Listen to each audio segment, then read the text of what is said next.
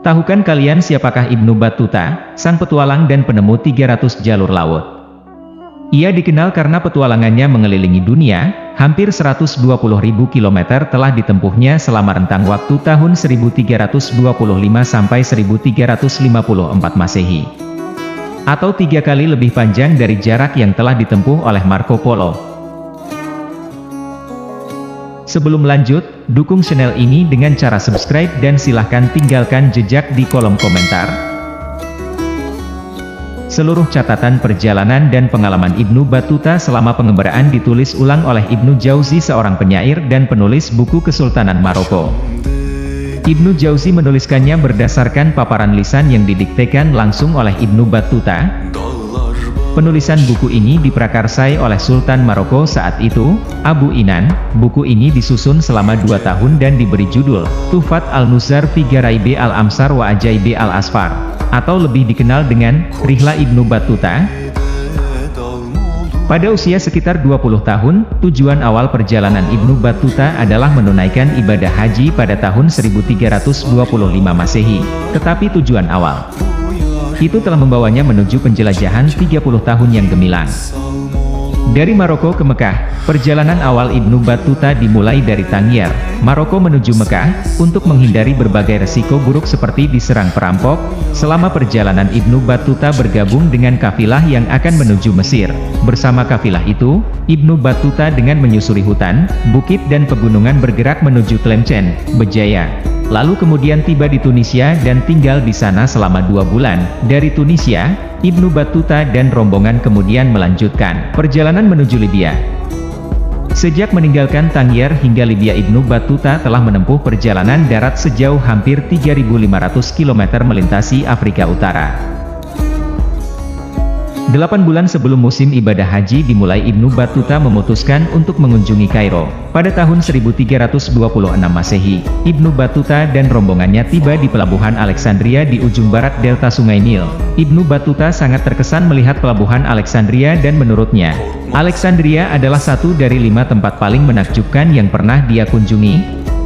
Saat itu Alexandria merupakan pelabuhan yang sangat sibuk dengan berbagai aktivitas, dan berada di bawah kendali kerajaan Mamluk. Setelah beberapa pekan di Alexandria, lalu Ibnu Battuta singgah di Kairo beberapa saat dan langsung melanjutkan perjalanannya ke Damaskus dengan pengawasan ketat dari kerajaan Mamluk. Di Damaskus, Ibnu Battuta menghabiskan bulan Ramadan dan menggunakan waktunya untuk belajar, bertemu dengan beberapa guru, orang-orang terpelajar dan para hakim setempat. Selama 24 hari di Damaskus, kemudian Ibnu Battuta melanjutkan perjalanannya ke Mekah melalui jalur Suriah. Sepanjang jalur itu, Ibnu Battuta banyak mengunjungi tempat-tempat suci. Menjelang musim haji dimulai dan setelah bulan Ramadan selesai, Ibnu Battuta meninggalkan Damaskus dan bergabung kembali dengan rombongan haji lainnya untuk melanjutkan perjalanannya ke Madinah. Di bawah pengawasan kerajaan Mamluk yang menjamin keamanan para jemaah haji, maka Ibnu Battuta dan rombongannya dapat tiba di Madinah dengan selamat. Setibanya di Madinah, Ibnu Battuta tinggal selama 4 hari lalu bergegas menuju Mekah untuk melaksanakan ibadah haji. Setelah selesai ritual haji, Ibnu Battuta tidak pulang ke Tangier, tetapi dia memutuskan untuk melanjutkan pengembaraannya ke Irak dan Iran. Dalam biografi Ibnu Battuta diketahui bahwa setelah pengembaraannya dari Irak dan Iran, Ibnu Battuta kembali lagi ke Mekah untuk melaksanakan ibadah hajinya yang kedua. Garis besar perjalanan Ibnu Battuta berawal dari Maroko menuju Aljazair, Tunisia, Mesir, Palestina, Suriah dan tiba di Mekah. Setelah mengembara ke Irak, Syiraz dan Mesopotamia, Ibnu Battuta melaksanakan ibadah haji yang kedua dan tinggal di Mekah selama 3 tahun, menjelajah hingga ke India. Kemudian dia pergi ke Jeddah dan melanjutkan perjalanan ke Yaman melalui jalur laut, kemudian singgah di Aden dan meneruskan perjalanannya ke Mombasa, Afrika Timur. Dalam biografi Ibnu Battuta diketahui bahwa pada tahun 1332 Masehi, setelah dari Kulwa, Ibnu Battuta pergi ke Oman melalui Selat Hormuz, Sirak, Bahrain dan Yamama untuk kembali melaksanakan ibadah haji di Mekah. Setelah itu Ibnu Battuta memutuskan untuk pergi ke India melalui Jeddah.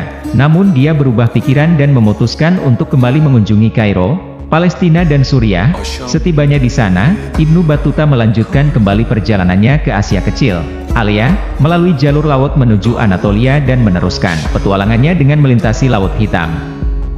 Setelah beberapa lama dan berada dalam perjalanan yang penuh bahaya, akhirnya Ibnu Battuta tiba di Turki melalui selatan Ukraina. Ibnu Battuta kemudian meneruskan penjelajahannya ke Khurasan dan mengunjungi kota-kota penting seperti Bukhara, Bal, Herat dan Nishapur. Ibnu Battuta melintasi pegunungan Hindukush untuk tiba di Afghanistan untuk selanjutnya masuk ke India melalui Ghani dan Kabul. Dia terus menyusuri Lahri, dekat Karachi Pakistan, Sukur, Multan, Sirsa dan Hansi. Akhirnya Ibnu Battuta tiba di Delhi. Selama beberapa tahun di sana Ibnu Battuta disambut keramahan Sultan Muhammad Tughlaq. Setelah kunjungannya di Delhi, Ibnu Battuta kembali meneruskan perjalanannya melewati India Tengah dan Malwa, kemudian dia menggunakan kapal dari Cambay menuju Goa, setelah mengunjungi banyak tempat sebelumnya. Kemudian Ibnu Battuta tiba di Pulau Maladewa melalui jalur pantai Malabar dan selanjutnya terus menyeberang ke Sri Lanka. Ibnu Battuta masih terus melanjutkan penjelajahannya hingga mendarat di Coromandel dan kembali lagi ke Maladewa hingga akhirnya dia berlabuh di Bengal dan mengunjungi Kamrup, Sylhet dan Sonargaon dekat Dhaka. Ibnu Battuta berlayar sepanjang pantai Arakan dan kemudian Ibnu Battuta tiba di Aceh, Indonesia. Tepatnya di Samudera Pasai. Di sana Ibnu Battuta tinggal selama 15 hari dan berjumpa dengan Sultan Mahmud Malik Zahir.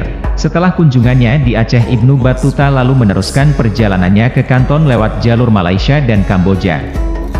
Setibanya di Cina, Ibnu Battuta terus berpetualang ke Peking melalui Hangzhou. Setelah itu, Ibnu Battuta kemudian kembali ke Calicut dan dengan menggunakan kapal dia tiba di Dafari dan Muscat untuk meneruskan perjalanan kembali ke Iran, Irak, Suriah, Palestina dan Mesir, lalu kembali beribadah haji untuk yang ketujuh kalinya di Mekah pada November 1348 Masehi. Setelah ibadah haji terakhirnya itu Ibnu Battuta pulang ke kampung halamannya di Fez. Namun, perjalanannya tidak berhenti sampai di sana. Setelah pulang ke Fez, Ibnu Battuta kembali mengembara ke negeri muslim lainnya seperti Spanyol dan Nigeria melintasi Gurun Sahara. Tahun 1369 Masehi pada usia 65 tahun Ibnu Battuta meninggal dunia. Dalam biografi Ibnu Battuta diketahui bahwa ia meninggalkan warisan berharga bagi dunia berupa catatan perjalanannya yang akan selalu dikenang oleh umat manusia yang berjudul Rihlah Ibnu Battuta. Sekian dulu ulasan tentang Ibnu Battuta, mudah-mudahan bermanfaat dan sampai jumpa lagi di video-video berikutnya.